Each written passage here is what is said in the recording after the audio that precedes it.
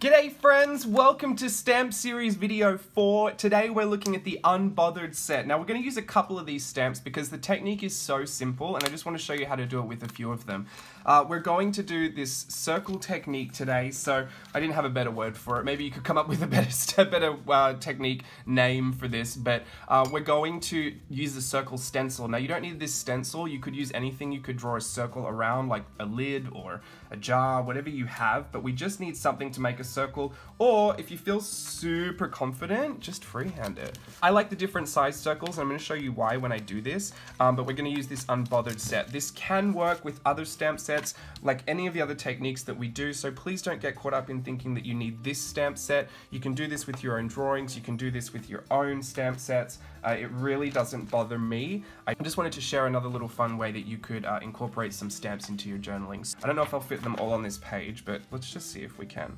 It'd be really fun if we could actually, and now I've got an idea for doing them with primary colors. So, I've got my stamp pad. I'm just going to quickly stamp these with the VersaFine Smoky Grey ink. I think I really need to get another ink pad because this one keeps giving me that ombre effect where it's dry. I think I evenly stamp it and then when I stamp it out, it's just still dry in a few spots. Anyway, not going to bother me. I've got my circle stencil here and I'm going to grab a lead pencil. I'm going to use this Pilot OPT 0.5 mechanical pencil.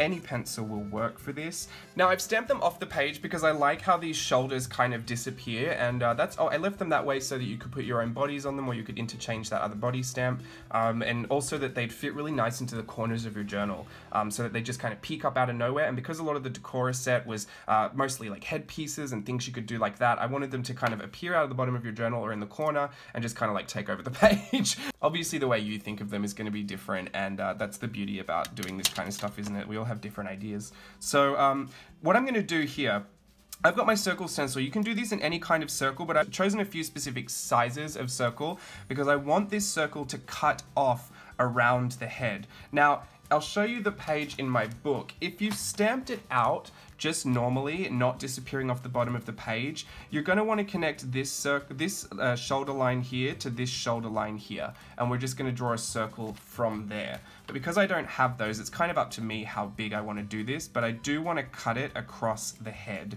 and I'll show you why in a second. So I'm just going to draw the circle. I'm drawing through her hair as well.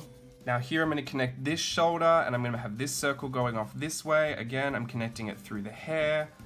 And then this one here, because her shoulder's disappeared, I can kind of choose any size circle I want as long as it goes through that hair. So let's go this way.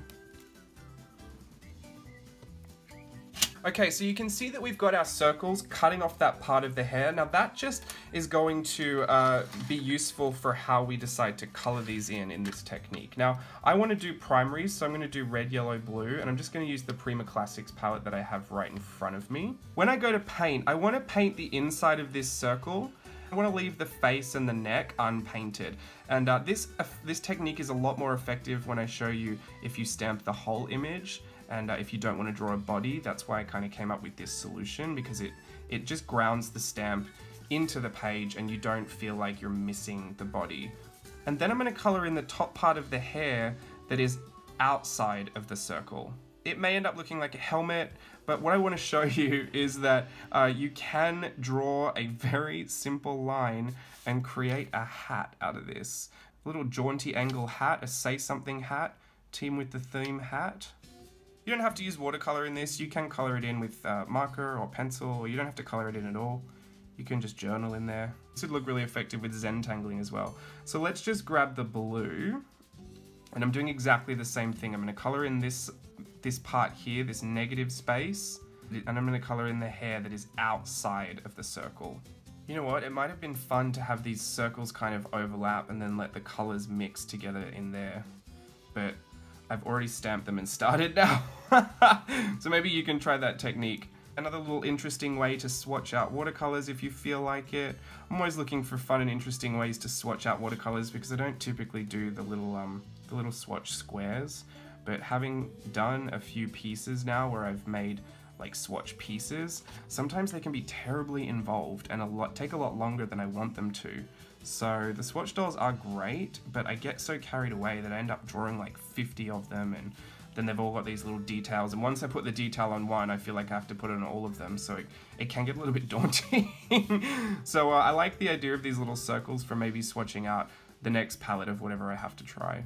If you're just one of those people that loves to swatch and loves to see color in your journal, there's no reason why you couldn't do this with circles all over your page and have these little ladies popping out. You can also take the color inside the face and maybe do her lips, give her a bit of eyeshadow with it. Like, you can do the features with it as well.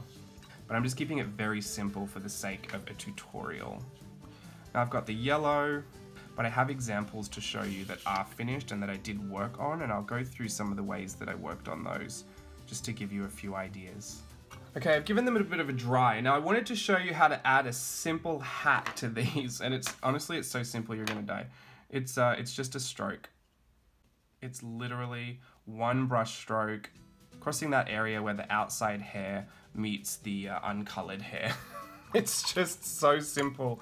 So that's all I wanted to show you about adding a hat. It's just as simple as adding a stroke, and I'm going to give this a bit of a dry and add some details. Alright, some fun little accents you might want to try. I've got this Mitsubishi Vermilion Prussian Blue pencil, and I'm going to use this to simply trace over the stamp the way that we've got it in here. Because this is the red one, I'm going to use the red. You could use a contrasting color, but I'm just going to go with the swatch here. I probably should have just stamped this in red, then I wouldn't have had to do this. And then I'm going to lightly shade just some of the areas underneath and give her face a bit of depth. I haven't decided to do this with a lot of them, like color in the face, because I actually like the contrast between the circle and the face being quite untouched. But this is just to give you a bit of a look of what it might look like if you start to color it in a little bit. This is all just red, so it's probably going to look a little funny, but never mind. Now I've got the blue on this side. I just wanted to say, if this hat, if you were bothered that it still looked like hair up here, simply trace around it, get rid of that detail. All it has to be is a rainbow shape, and then you can just go over the hat. Just like that. I just put a line on top just to separate that part. You can put a line under here for the bottom of the brim and take it through. I don't find that necessary. I like it a bit more loose, but just to show you what it would look like if that's a step you want to take. Just adding a bit of shading in there, and you can see she's got a hat. Now, I want to put a feather in this hat, so let me just show you how to do that quickly. It's another stroke, just flick it out wherever. This feather can be huge, it doesn't matter. Now, you want to kind of have a line that's following that curve, that starts really thin, gets a little bit thick, and then goes back in thin again. And you want to kind of do the same on this side, but following the curve. So you're going to have like 3 curves, all kind of the same angle, that are widen out in the middle and then come in. It kind of looks like a leaf. Now for a feather, the only detail I really add is I chop off a little V part here, and then I'll go back in and darken this area. So it's a very simplified feather, very stylized feather. Some look better than others, but it all just depends on what your preference is and how you like to do it. You can add a little swirl at the top. Now she looks like a pirate. And then sometimes you just add little line details. Start Zentangling, get carried away. Spend 4 hours doing something you said you'd do in 10 minutes. So I'm going to leave that one as that example. I'm not going to do anything to this one because I'm going to show you the examples instead.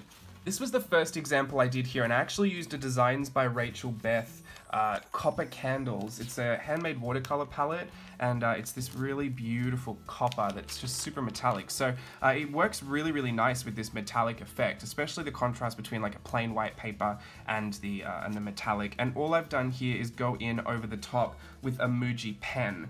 So I grabbed a Muji pen and I used the 0.38 in a hot pink, which actually kind of looks more like an orangey red in this, and just went over some of those details. Very, very loose, very sketchy, and I think that's just, you know, simple, one and done, you're good.